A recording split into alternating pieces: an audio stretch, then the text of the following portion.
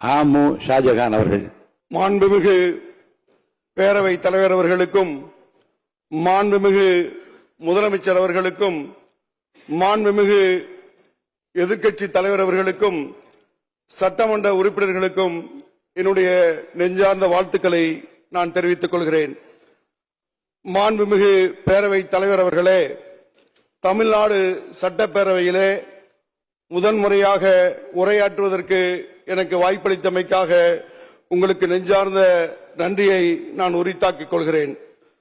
நான் இந்த சட்டப்பேரவையின் உறுப்பினராக அமர்வதற்கு அருள் புரிந்த எல்லாம் உள்ள இறைவனுக்கும், பாபநாசம் சட்டமன்ற தொகுதி வாக்காளர் பெருமக்களுக்கும், என்னை வேட்பாளராக அறிவித்த இந்திய யூனியன் முஸ்லிம் லீக்கினுடைய தேசிய தலைவர் தகைசால் தமிழர் பேராசிரியர் KM காதர் மொய்தீன் அவர்களுக்கும், மதச்சார்பற்ற முற்போக்கு கூட்டணியுடைய தலைவர் தளபதி MK ஸ்டாலின் அவர்களுக்கும், மாண்புமிகு எதிர்க்கட்சி தலைவர் உதயநிதி ஸ்டாலின் அவர்கள் உள்ளிட்ட தலைவர்களுக்கும் தொண்டர்களுக்கும் என்னுடைய நெஞ்சார்ந்த நன்றியை முதலில் நான் உரித்தாக்கிக் கொள்கிறேன்.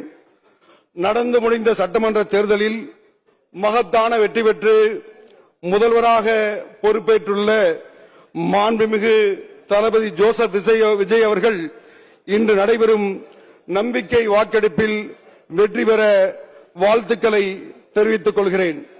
மாண்புமிகு முதலமைச்சர் அவர்களுக்கு எனது சார்பிலும், நான் சார்ந்துள்ள இந்திய யூனியன் முஸ்லிம் லீக்கின் சார்பிலும் ஆதரவையும் வாழ்த்துக்களையும் பாராட்டையும் தெரிவித்துக் கொள்வதிலே பெருமிதம் அடைகிறேன்.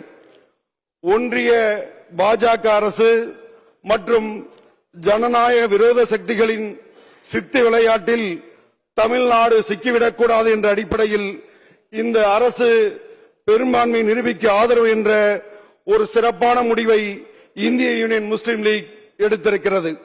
அருள்மறை திருக்குரான் சொல்வது போலவே ஆட்சிகளுக்கெல்லாம் அதிபதியான இறைவன் தான் நாடியவர்களுக்கு ஆட்சியை கொடுக்கிறான், தான் நாடியவர்களை கண்ணியப்படுத்துகிறான், அனைத்தின் மீதும் பேராற்றவுடையவன் என அவன் குறிப்பிடுகிறான்.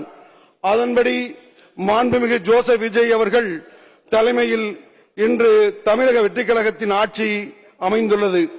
அது மக்கள் போற்றும் நல்லாட்சியாக அமையும் என்ற நம்பிக்கை ஏற்பட்டுள்ளது.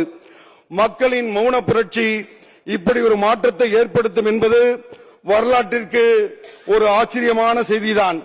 ஆகவே இந்த ஆட்சிக்கு பொறுப்பேற்றுள்ள மாண்புமிகு முதலமைச்சர் அவர்கள் வரலாற்று சாதனை படைப்பார் என்ற நம்பிக்கையும் எதிர்பார்ப்பும் அனைவரிடத்திலும் ஏற்பட்டுள்ளது.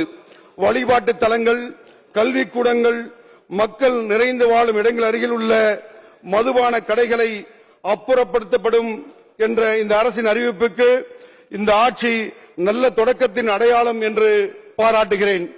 மக்கள் மதுவிலக்கு என்ற பெரும்பான்மை மக்களின் கனவையும் எங்களினுடைய நீண்ட நாள் கோரிக்கையும் நனவாக்குவதற்கு இது ஆரம்ப அறிகுறியாக இருக்கட்டும் என்று என் அவாவை வெளிப்படுத்துகிறேன்.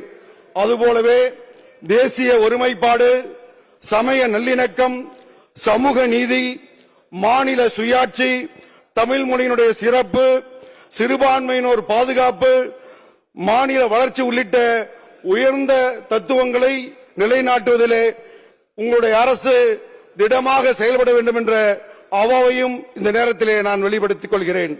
முதலமைச்சராக பொறுப்பேற்றுள்ள மாண்புமிகு தளபதி ஜோசப் விஜய் அவர்கள் நல்லதொரு நாகரிகத்தினுடைய அடையாளமாக விருப்பு வெறுப்பின்றி அனைத்து கட்சி தலைவர்களையும் நேரில் சந்தித்து வாழ்த்து பெற்ற நிகழ்வு பாராட்டிற்குரியது.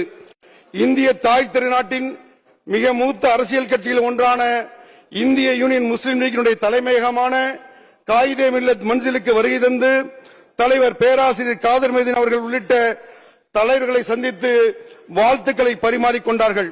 அப்போது வாழ்த்தி பேசிய பேராசிரியர் காதர் மொய்தீன் அவர்கள் முந்தைய திராவிட மாடல் ஆட்சி செயல்படுத்திய மக்கள் நலத்திட்டங்கள் நிறுத்தப்படாமல் தொடர வேண்டும் என்ற வேண்டுகோளை தங்களிடம் விடுத்தார்கள். அதனை நான் இங்கு நினைவூட்ட கடமைப்பட்டுள்ளேன். அந்த வரவேற்புக்கு நன்றி கூறிய மாண்புமிகு முதல்வர் அவர்கள் நான் என்றும் உங்களுடன் இருப்பேன் என்று அந்த உணர்வுக்கு முஸ்லிம் சமுதாயம் நன்றி பாராட்டுகிறது. நம் இந்திய தாய் திருநாடு விடுதலையடைந்த சமயத்தில் சென்னை மாகாணத்தின் எதிர்க்கட்சி தலைவராக சிறந்த உறுப்பினராக கண்ணியமிகு காகிதம் இல்லத்தவர்களும் இதே அவையில் சட்டமன்ற உறுப்பினர்களாக சந்தன தமிழறிஞர் சிராஜுல் மில்லத் அப்துல் சமது அவர்கள் உள்ளிட்ட முஸ்லிம் லீக் தலைவர்கள் ஒரு உறுப்பினர் எப்படி செயல்பட வேண்டும் என்பதற்கு முன்னுதாரணமாக வாழ்ந்து சென்றிருக்கிறார்கள்.